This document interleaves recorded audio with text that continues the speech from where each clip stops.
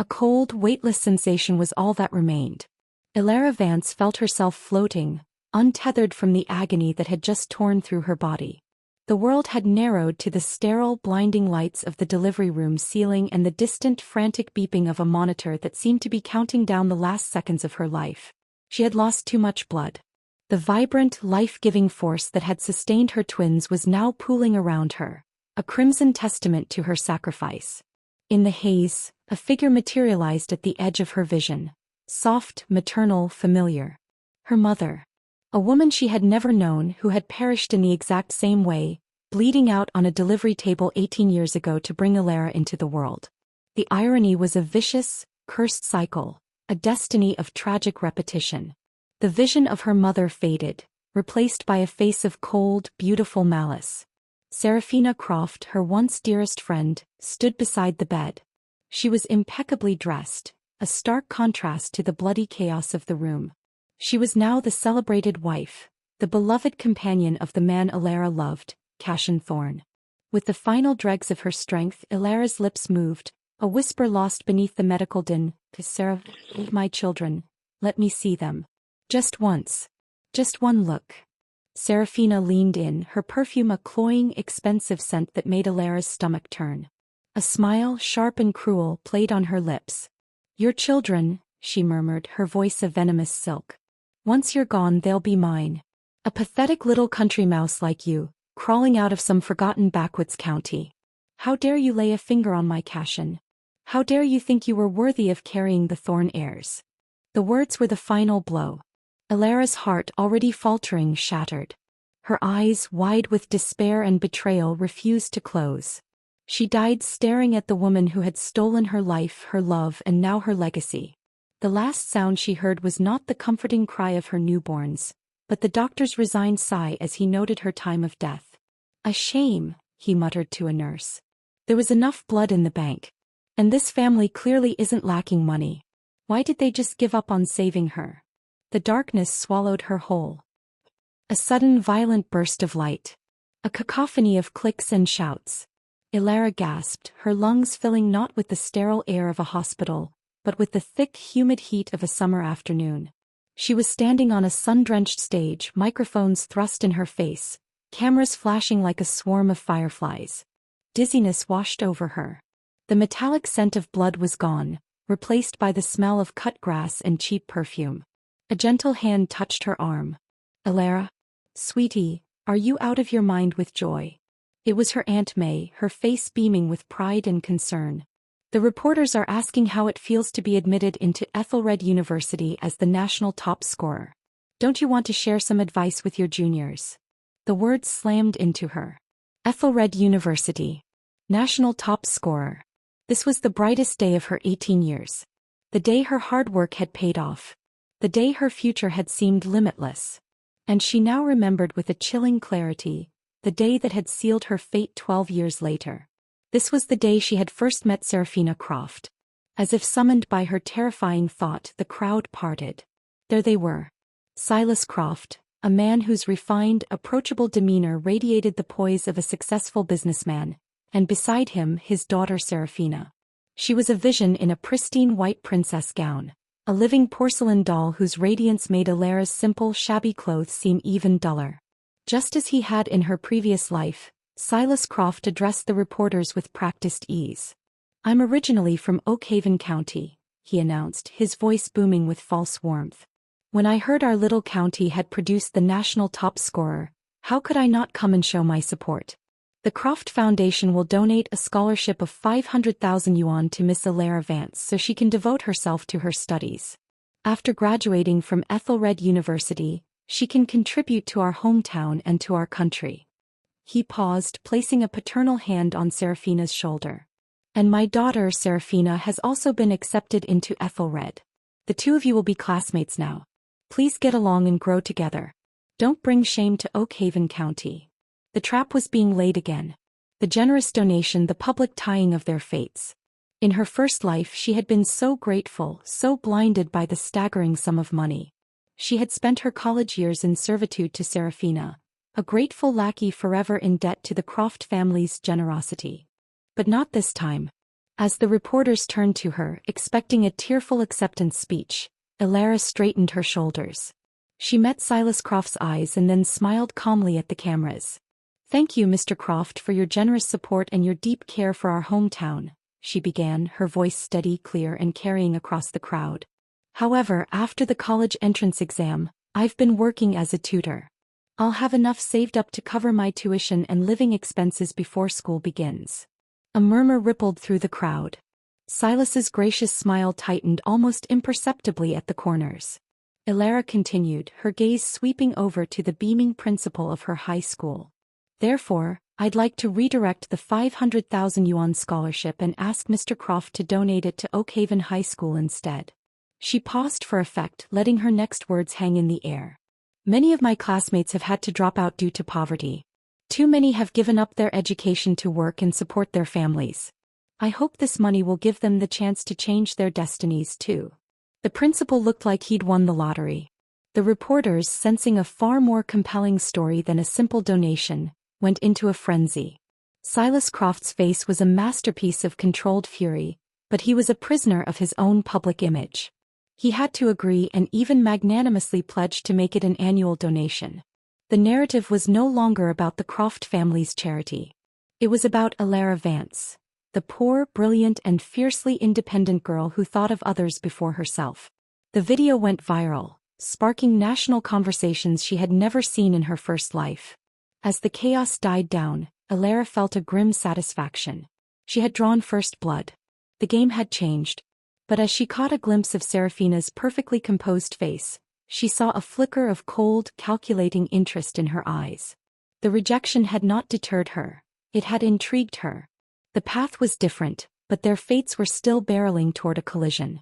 The freedom Elara felt after altering her destiny was short-lived.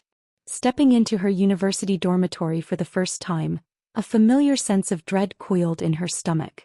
The door was ajar, and inside, surrounded by luxury suitcases and the scent of expensive perfume, stood Serafina Croft.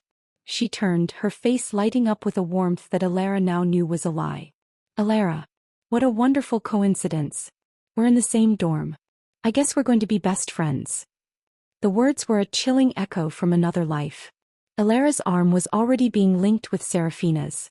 The touch felt like ice. In her past life, that gentle linking of arms had been the first thread in a web that would eventually strangle her. Quietly, firmly, Elara extracted her arm. "Sorry, Serafina. I was just moving my luggage.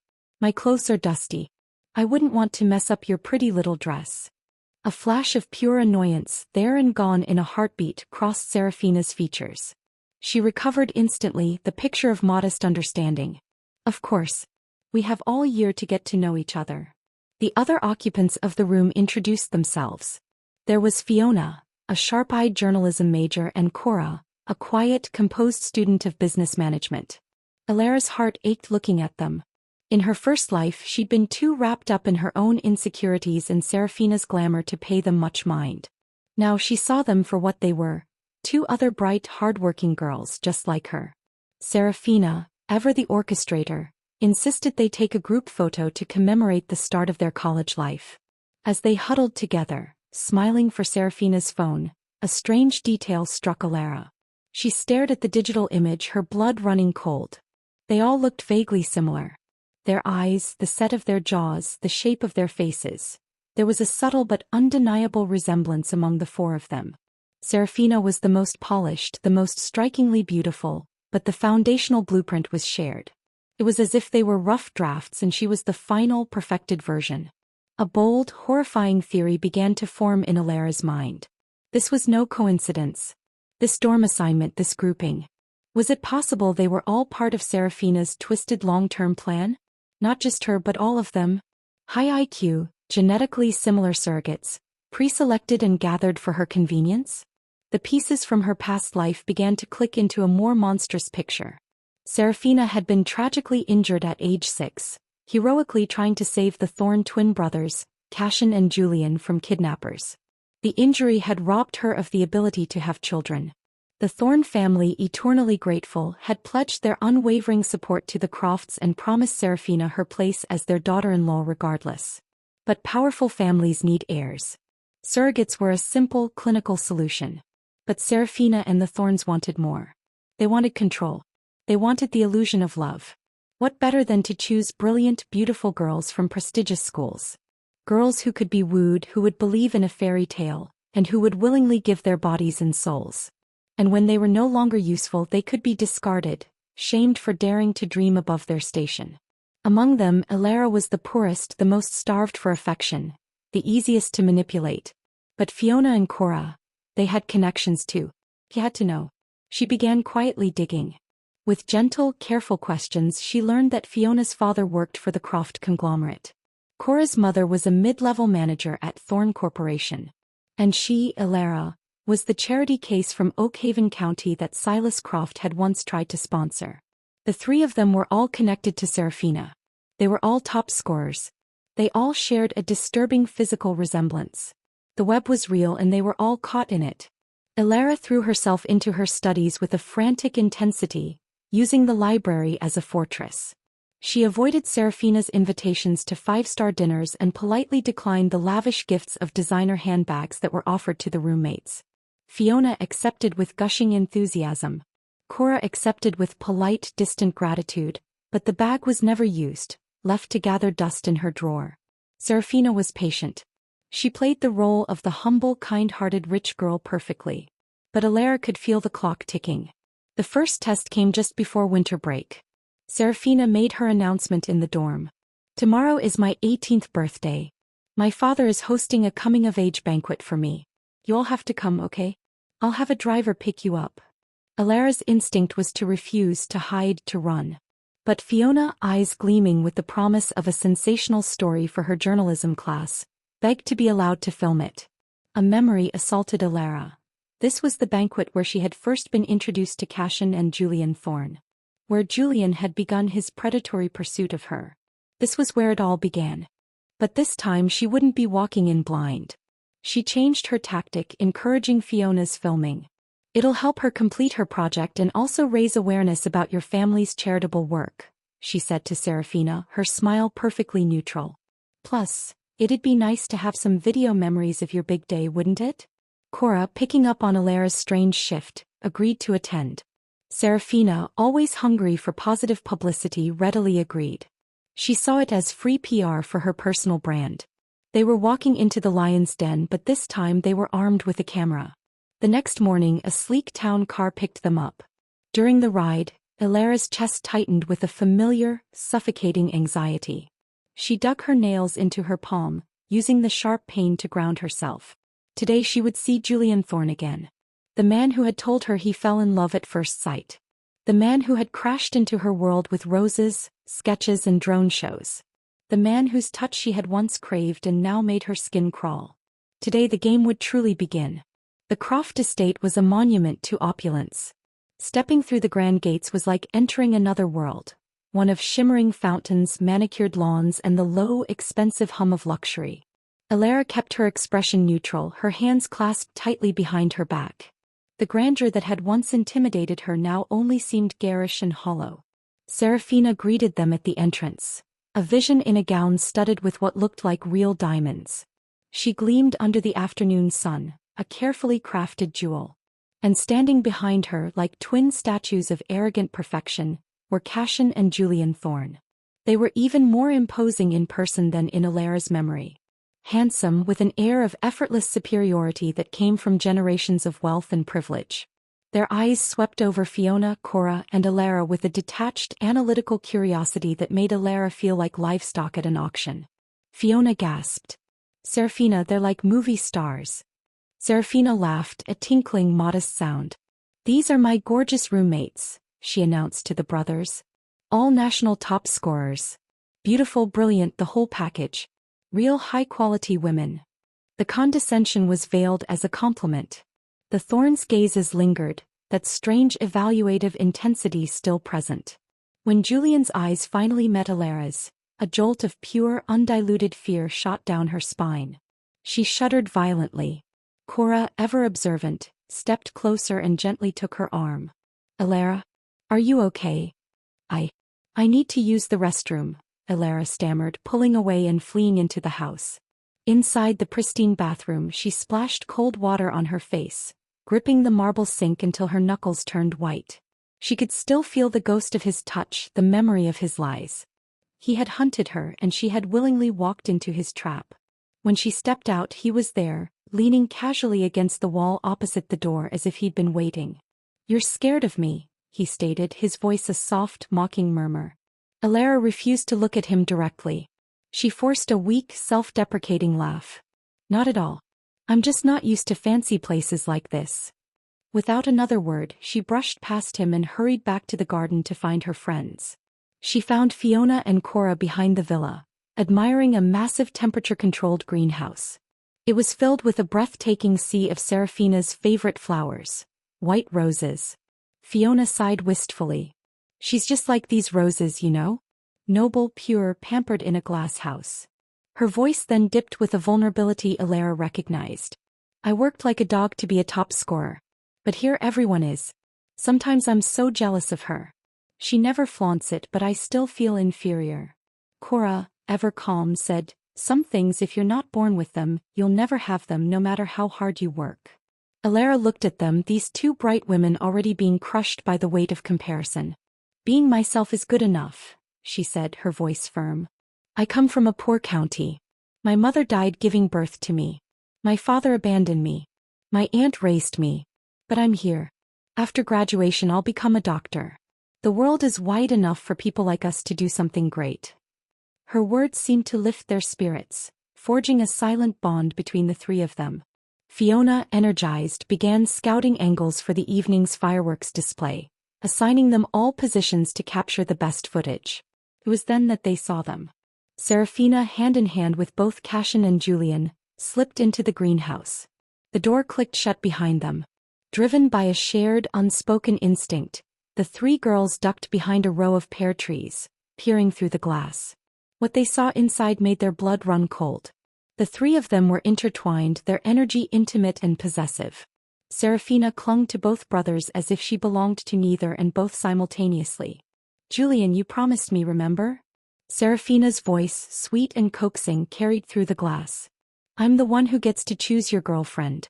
Of my three roommates, which one do you want? I'll help you pursue her." But we agreed.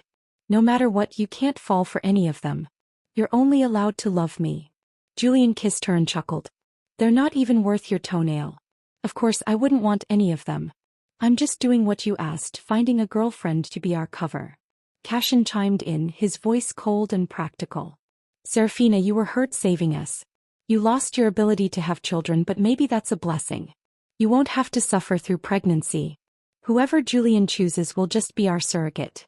If any of them ends up making you sad, we'll take the child and cut ties for good. No complications." Serafina smiled, a smug, victorious expression, and began to playfully roll around in the piles of white rose petals with them.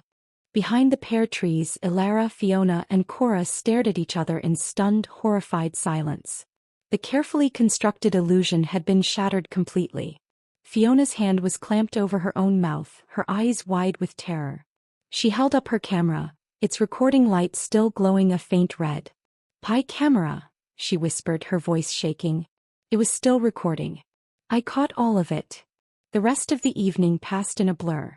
They watched, numb, as Cassian stood under a sky erupting in expensive fireworks and publicly declared his love for Serafina. They said their goodbyes to the euphoric birthday girl, their faces masks of polite congratulations. Only when the car door closed and they were speeding away from the estate did the dam break. Back in the safety of their dorm, Fiona exploded. "So she's been in a three-way relationship with the Thorne brothers this whole time. And they're trying to use one of us as a cover and a womb." It was time. Elara told them everything. She omitted the impossible truth of her rebirth, but shared all her suspicions. The donated scholarship, the connected families, the physical resemblances, the preordained dorm assignment. Fiona, furious, grabbed the luxury handbag Serafina had given her and threw it into the trash. "I'm uploading that video. I'm exposing them. Don't be impulsive." Cora interjected, her voice uncharacteristically sharp. "If this goes public, what about your father's job? My mother's position? Do you really want to go up against both the Crofts and the Thornes? It's a losing battle. You'll ruin your own future." The room fell into a heavy, hopeless silence. The evidence was damning, but their opponents were too powerful. After a long pause, Elara finally spoke, her voice low but steady. Taking them down might be difficult, but avoiding the trap is still in our hands. As long as we reject Julian's advances, we won't be drawn in. That much at least we can control. They had the truth. They had the video. But they were playing a dangerous game with players who held all the power. The next move was theirs, and Elara knew it would be coming soon. The next day, Serafina returned to the dorm, her demeanor unchanged, a masterpiece of innocent cheer. She immediately began testing the waters, casually bringing up Julian and gauging their reactions. Fiona was ready. She waved her off, showing a photo of herself cheek to cheek with a cousin. Actually, I already have a boyfriend. We were classmates in high school. He's at a neighboring college. It was a flimsy excuse, but it would have to do for now. Cora dodged with practiced politeness. Julian and I are from completely different worlds. Honestly, if it weren't for your birthday party, Serafina, I would have never had a chance to meet someone like him. Elara echoed the sentiment, layering on a thick dose of flattery. Serafina, you and Julian are perfect together. It's a shame you're an only child. If you had a twin sister, maybe she and Julian would have made a great match. Serafina's smile remained fixed, but a flicker of frustration showed in her eyes. Their indifferent, almost dismissive responses were not what she had expected. For the next few weeks, an uneasy calm settled over the dorm. Julian didn't appear with roses. There were no grand, public gestures. It seemed their strategy of polite rejection was working. Elara allowed herself a sliver of hope. She buried herself in her studies, taking on extra tutoring jobs during the approaching winter break to earn more money and ease her aunt's burden. She was in the library every day from open to close, finding solace in the rigid logic of textbooks and anatomy diagrams. Then the blow came from a direction she hadn't fully anticipated. As she stepped out of the library one afternoon, a middle-aged man she had never seen before blocked her path. He was unshaven, his clothes shabby, and he smelled of cheap alcohol. "Elara!" he shouted, his voice slurred and overly loud. People began to stop and stare. "I'm your father. I heard you got into Ethelred University, so I borrowed money to come see you." He grabbed her arm, his grip surprisingly strong. "I owe a lot of money. The debt collectors are after me. I need someone to co-sign for me. You're the most successful, top scorer, Ethelred student. You have to save me." Elara tried to pull away, her face burning with a mixture of fear and humiliation. This hadn't happened in her past life. Her mind raced. She scanned the gathering crowd of students, and then she saw him. Leaning against a pillar near the back, watching the scene with detached interest, was Julian Thorne. A rich heir like him would never come to the library of his own accord. This was staged. This was Emily's plan B, a damsel in distress scenario, scripted for Julian to swoop in as the heroic savior. When Julian realized Elara had spotted him, he stepped forward, his expression shifting to one of concerned authority. He moved through the crowd with an air of innate privilege. "Elara is my friend," he announced calmly to the man. "If it's money you need, you came to the wrong place. The Thorne family doesn't lack money, and this entire library was donated by us." He turned his cool gaze on the man. "How much do you owe?" "I'll pay it." The man's face lit up with fake gratitude. He immediately released Elara's arm. "You'll help me? Are you Elara's friend or her boyfriend?" he asked loudly. "I owe 500,000 yuan. Compared to donating an entire library, that's just pocket change. If Elara has such a rich and generous boyfriend, then our Shao family is truly blessed." Shao family. The name was wrong. Her mother had never married this man. Her birth certificate listed no father. Her household registration was under her grandmother's name. Legally, this man was a stranger. Julian took out his phone, ready to call his family's butler to wire the money. It was the perfect trap. Indebt her to him, embed this chaotic man into her life as a permanent problem only the Thorne wealth could solve. "Wait," Elara said, her voice cutting through the tension. She looked at Julian. "I know you're trying to help, but I don't need it. Not from a man like this. Giving him money will only feed his greed. It won't solve anything." Before Julian or the man could react, she dialed 110 on her phone. "Hello, officer. I'm a student at Ethelred University. Someone is impersonating my father and trying to extort 500,000 yuan from me. The man lunged for her phone. In the scuffle, Elara let herself fall to the ground, scraping her cheek on the pavement. She cried into the phone, "Officer, please help me. He's getting violent."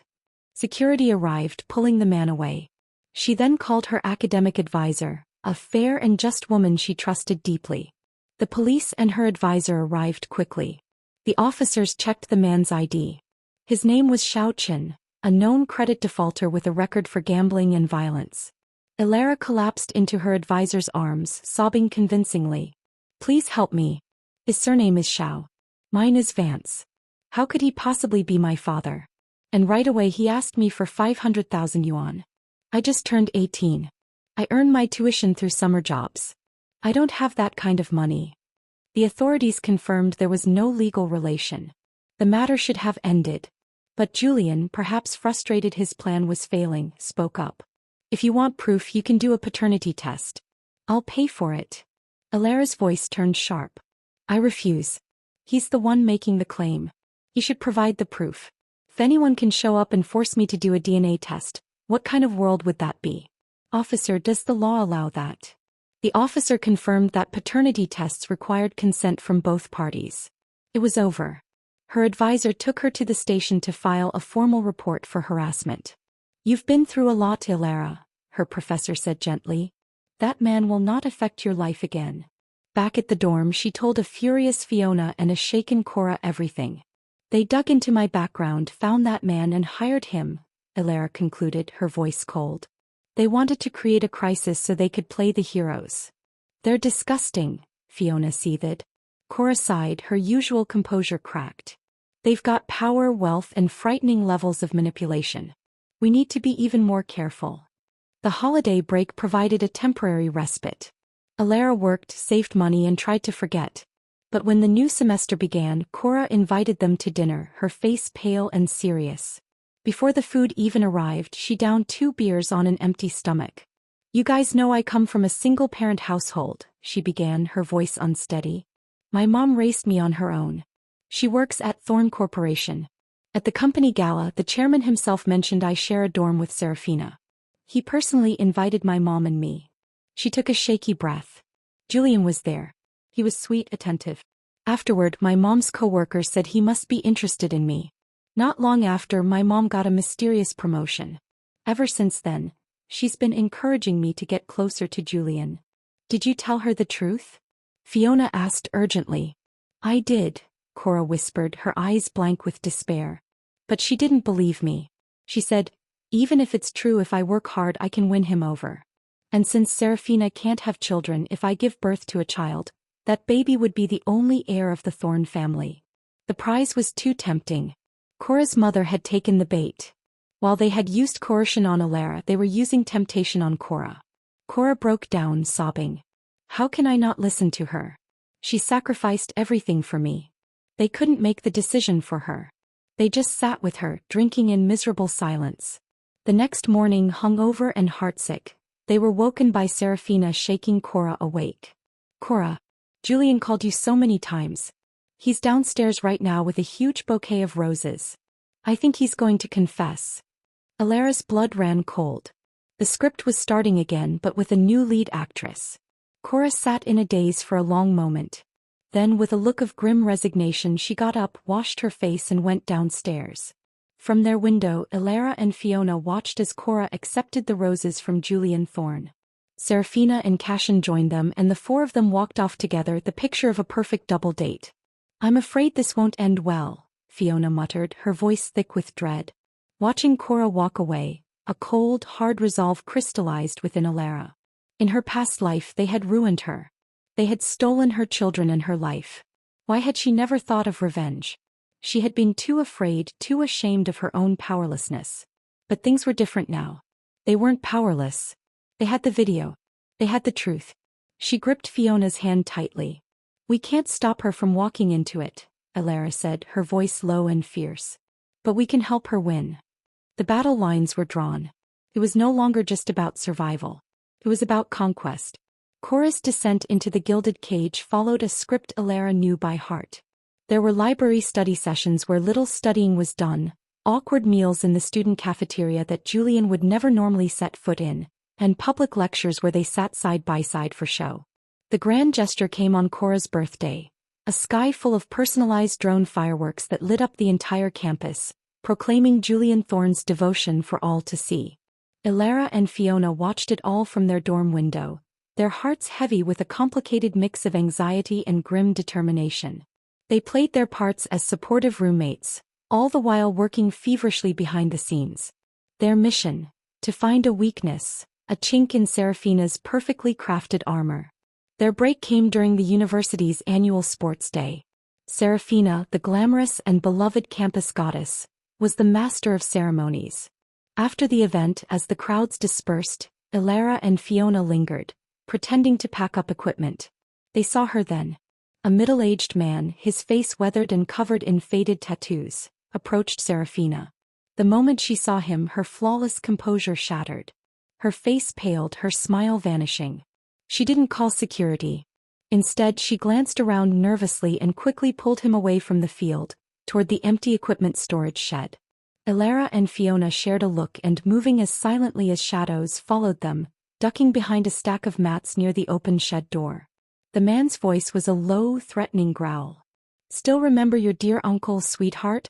I heard you're the darling of Ethelred University now, dating the Thorne heir, about to marry into a billionaire dynasty." He took a step closer. "But tell me, would you have gotten that far without your good old uncle clearing the path?" The venom in his voice was palpable.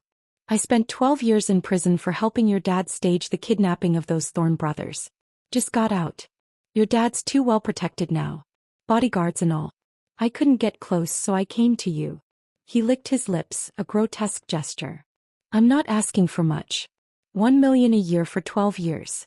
That's just 12 million yuan. Peanuts for someone like you, right?" Serafina's voice, when she replied, was cold and sharp, stripped of all its usual sweetness. "I'll have my dad contact you. But don't forget, uncle, back then you messed up and stabbed me in the stomach. Because of that, I can't have kids anymore. How do you plan to pay me back for that?" They continued to argue, haggling over the price of silence and the value of a stolen uterus. Behind the mats, Fiona gave Elara a sharp, triumphant nudge. The phone in her hand was held steady, its camera lens capturing every damning word. The red recording light glowed like a single vengeful eye. They slipped away before being discovered, their hearts pounding with a mixture of terror and exhilaration. Elara's head was spinning. The foundational myth of Serafina's life, her heroic tragic sacrifice, was a lie. The kidnapping had been orchestrated by Silas Croft. The bravery was a staged performance to gain the Thorne family's eternal gratitude and financial support. Emily was not a victim. She was a co-conspirator, a beneficiary of a monstrous fraud. If the Thornes ever discovered the truth, the entire house of cards would collapse. They immediately showed the video to Cora.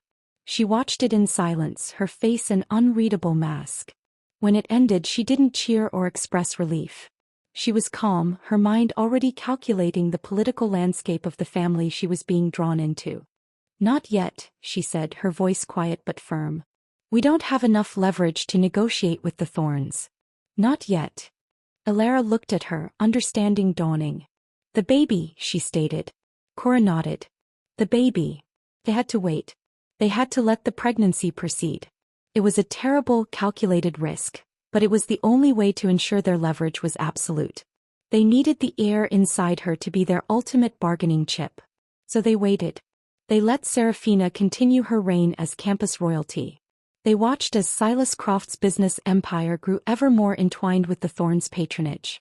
They bit their tongues as Julian's performative romance with Cora played out in front of the entire school. Time marched on. Fiona and Cora graduated. Elara, in her combined undergraduate medical program, still had years of study ahead. Fiona leveraged her journalism skills and the social media fame from the sports day video, which she edited to show only innocent, crowd-pleasing moments, to become a short video influencer with millions of followers. She was building an army and they didn't even know it. And Cora? Cora was pregnant. The three of them met in a quiet cafe off campus. They looked at each other, a silent communication passing between them. They had the weapon. They had the army. They had the truth. Let's reveal everything at graduation, they agreed, their pact sealed. Graduation day arrived, sunny and full of pompous ceremony. Seraphina Croft, as expected, was the star. She was named the university's outstanding graduate, a vision in a custom-designed gown. The jewelry that sparkled at her throat and ears, a set of pink diamonds, reportedly cost tens of millions, an engagement gift from Cashin Thorne. She had signed with a major national news network and was engaged to a top-tier heir. She stood at the pinnacle of her world, radiant and untouchable. From their seats among the graduating class, Elara, Fiona and Cora watched her. Then at the predetermined moment, Cora stood. She walked calmly, purposefully, to the VIP section where the Thorne family sat. She didn't look at Seraphina on stage. She handed a data drive to Mr. and Mrs. Thorne. She said a few quiet words. Elara watched from a distance as the faces of the most powerful couple in the room transformed. Their proud, celebratory expressions dissolved into shock, then disbelief, and finally a cold, terrifying fury. They stood up without a word, without looking at anyone, and gestured sharply for Cashin and Julian to follow them. They left the ceremony abruptly, a black cloud of silence moving through the cheering crowd. Cora followed them out. But before she disappeared through the exit, she turned back. Her eyes found Elara and Fiona in the crowd. She gave them a small, almost imperceptible nod. It was done. The unraveling was swift and merciless. Silas Croft was arrested within days for conspiracy, kidnapping, and fraud. He claimed his daughter had been an innocent, unknowing 6-year-old pawn, but it didn't matter. The Thorne Corporation, feeling profoundly and personally betrayed, moved with brutal efficiency. They absorbed the Croft Group, dismantling Silas's empire overnight and erasing the Croft name from the business world. Seraphina's golden life vanished. She was no longer the daughter of a wealthy magnate, but the disgraced child of a convicted criminal. Surprisingly, Cashin Thorne, bound by a twisted sense of loyalty or perhaps the remnants of their corrupted childhood bond, still insisted on honoring the engagement. But according to Cora, the dynamic between the trio was forever poisoned. The love was now laced with bitter resentment and mistrust. The harmony was gone, replaced by a volatile and obsessive tension. Seraphina's mental state, once a carefully controlled performance, began to genuinely fray at the edges. The Thornes' trust in their own sons was deeply shaken. Their reckless behavior in perpetuating the lie had nearly cost the family its legacy and reputation. And into that vacuum of trust and favor stepped Cora. Quietly, intelligently, and with the unwavering support of her mother, who was now horrified by the true nature of the family she had pushed her daughter into, Cora began to consolidate her position. She was carrying the future Thorne heirs. He held the truth. And she had a patience and cunning that Seraphina, in her spoiled entitlement, had never needed to develop. The roles were reversing. The hunter was becoming the hunted and the pawn was moving to claim the board. The engagement of Cashin Thorne to the disgraced Seraphina Croft was a quiet, dismal affair, stripped of the fanfare that should have accompanied a union of two powerful families. It was a transaction of damaged goods, a cage built from pity, obligation, and shared history. Meanwhile, Julian's relationship with Cora continued, but the power dynamic had irrevocably shifted. He was no longer the predator. He was the one being managed, his every move watched and assessed by his newly wary parents. Cora navigated it all with a steely grace that left Elara in awe. She played the part of the dutiful, expectant mother-to-be, all the while working alongside her own mother within the Thorne Corporation. They were a formidable team, slowly and carefully gaining the trust of key board members and securing small but significant shares for themselves. Cora's pregnancy was her shield and her sword. Elara, buried in the relentless workload of medical school, watched the societal drama unfold from a distance, through snippets of news and updates from Fiona. Fiona's social media influence had skyrocketed, and she had become a vocal advocate for financial independence and uncovering institutional corruption, themes that resonated deeply with their own experiences, though the public never knew the full story. The final act of their carefully laid plan arrived on a bright spring day. Cora went into labor. With her mother by her side every step of the way, she gave birth to healthy twins, a boy and a girl. The news was met with great celebration within the Thorne family. The heirs had arrived. The legacy was secure.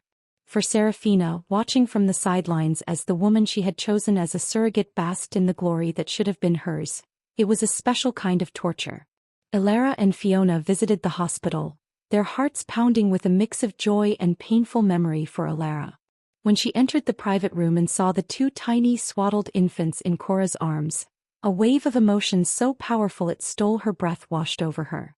In another life these could have been her children. The children she had died begging to see. Cora, beaming with a tired but triumphant light, looked up at them. "My babies," she said softly, "have to call you to their godmothers." Tears welled in Elara's eyes. She hadn't gotten to see her own children in her past life, but looking at these two innocent faces, a profound sense of closure and peace settled over her. It felt like a circle once vicious and broken had finally been mended. She reached out and gently tapped their tiny curled hands. "Hello, little ones," she whispered, her voice thick with emotion. "I'm your godmother." In the following months, Cora's influence within the Thorne family grew exponentially.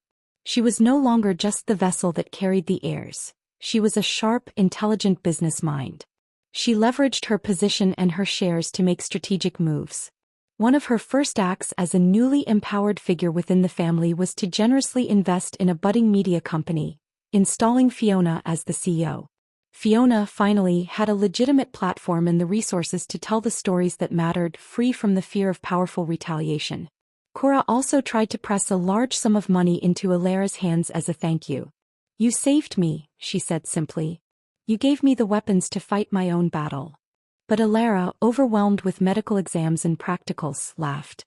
"I barely have time to sleep, much less spend money. Save it for the twins' college fund." Then she remembered something, a moment from what felt like a lifetime ago. The day of her rebirth on that sun-drenched stage. "There is one thing though," Elara said, her tone turning thoughtful. "Silas Croft used to donate 500,000 yuan every year to my high school in Oakhaven County. It helped keep kids from dropping out. Now that he's in prison, those funds have probably stopped." She looked at Cora, now a woman who could move millions with a word. "If you're ever looking for a worthy cause." Cora didn't even let her finish. She waved a hand, a gesture that was now effortlessly authoritative. "Consider it done. I'll donate 5 million yuan annually to Oakhaven High." She then fixed Elara with a look. "And the Thorns have a private hospital. Once you graduate and complete your residency, I'll have you installed as the chief of surgery." No arguments. Elara put down the medical textbook she'd been clutching, a genuine grin spreading across her face for the first time in what felt like ages. She gave a mock salute. "Thank you, Queen Cora." She had escaped the trap. She had helped her friends not only survive but thrive. She had a path forward, one she had carved for herself through sheer will and relentless work. The ghosts of her past were finally, truly at rest. She had her own life back and it was just beginning. The gilded cage of the Thorne estate had become a prison of quiet desperation for Serafina.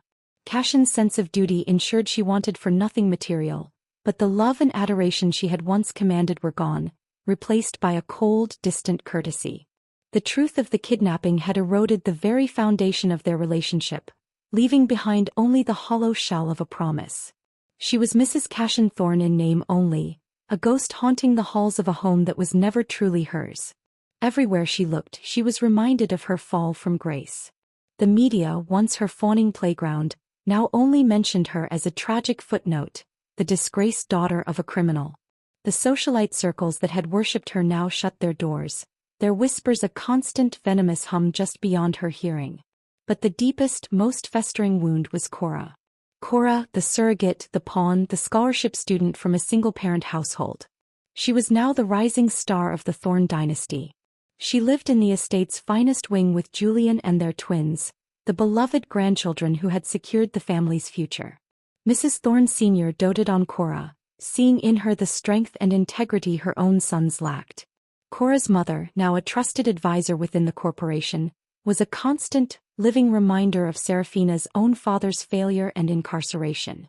Serafina's mind, once a sharp tool for manipulation, began to turn in on itself. The obsession and instability that had been simmering for months now boiled over. She spent her days wandering the manicured gardens, her eyes burning with a mixture of self-pity and venomous hatred.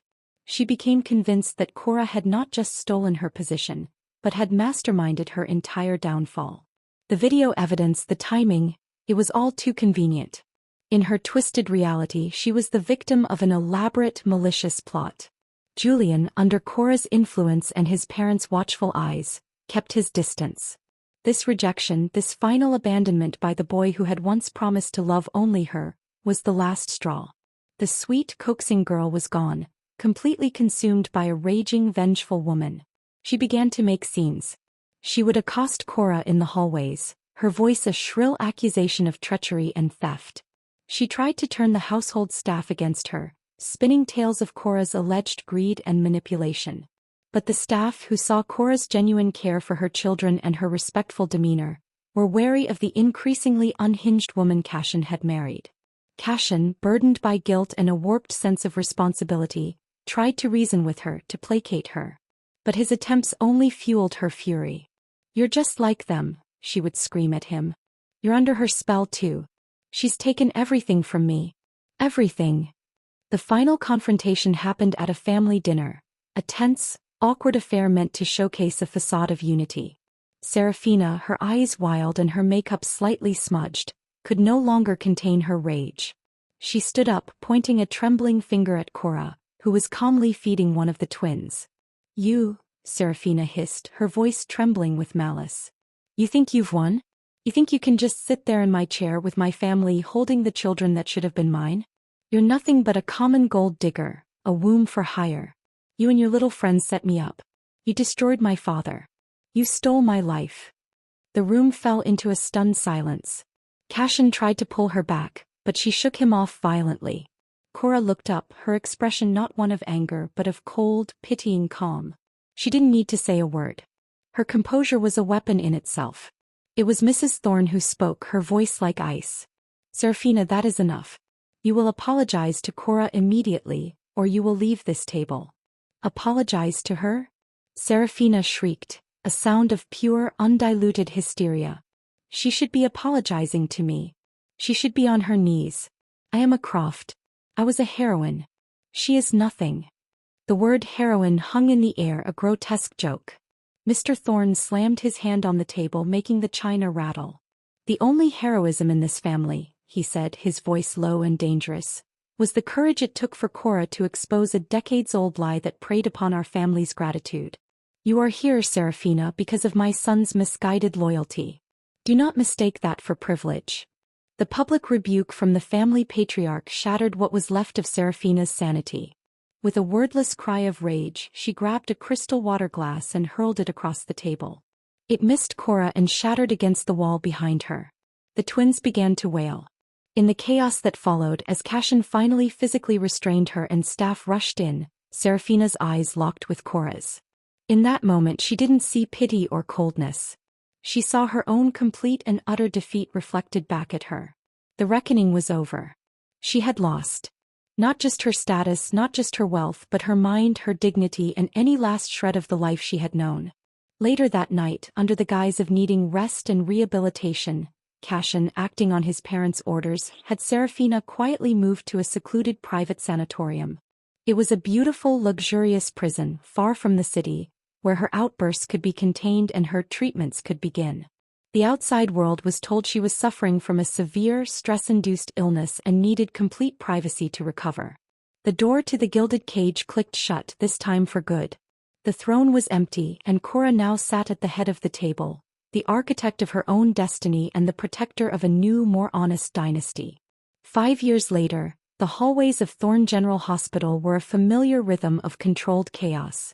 Dr. Elara Vance moved through them with a confident ease, her white coat crisp, her stethoscope a comfortable weight around her neck.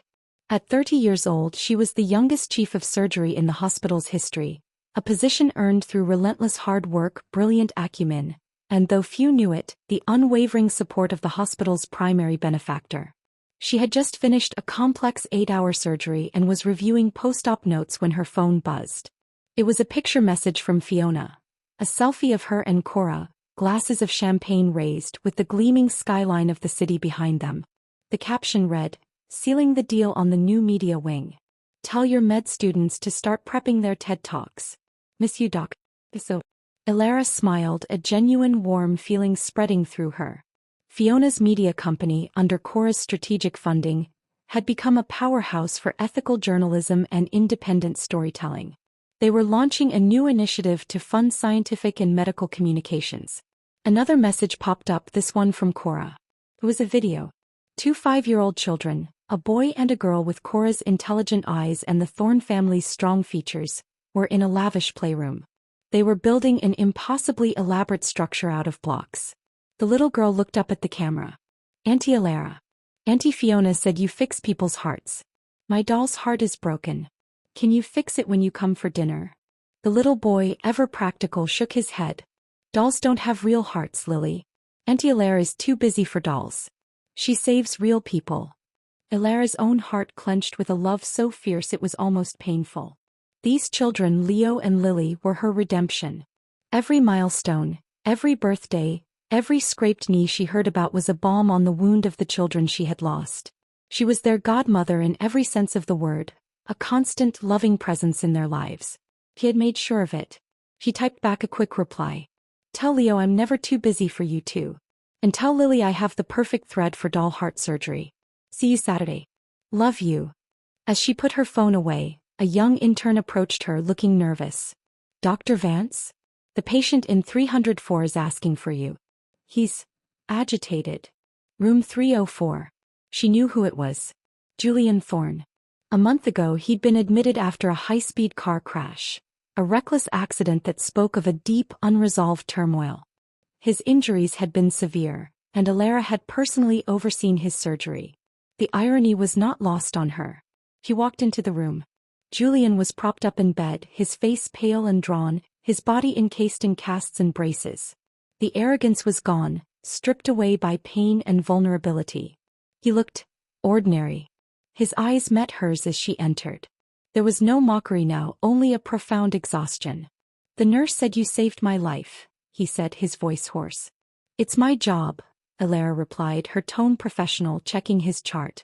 I know it was you, he continued, ignoring her detachment. Cora and Fiona. They had the motive. But it was you who knew how to destroy us. You were always the smartest one in that room. Elara stopped writing and looked at him. She didn't confirm or deny it. He just waited. I dream about it sometimes, he murmured, looking out the window. The greenhouse. The roses. I dream that you were there that day listening. I dream that you looked at me with such hatred.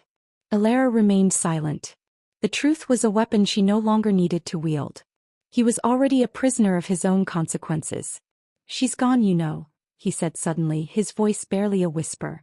Serafina. Cashin had her moved to a facility in Switzerland. She doesn't recognize anyone anymore. Elara felt a pang of something, not pity, but a grim acknowledgement of a tragedy that had been set in motion long before she was reborn. A tragedy of greed and parental ambition that had consumed a young girl and twisted her into a monster. I'm sorry, she said, and she found that she meant it. She was sorry for the 6-year-old girl who had been used as a pawn by her father. But she was not sorry for the woman that pawn had become. Julian looked at her, and for a fleeting moment, she saw a glimpse of the man he might have been without the corruption of his upbringing. You won, he stated simply. Elara shook her head. It was never about winning, Julian. It was about surviving. It was about making sure the cycle ended with us. She finished her notes and turned to leave. Elara, he called out as her hand touched the door. She paused but didn't turn around. The children. Leo and Lily, they adore you. I know, she said softly. The feeling is mutual. She walked out, closing the door gently behind her.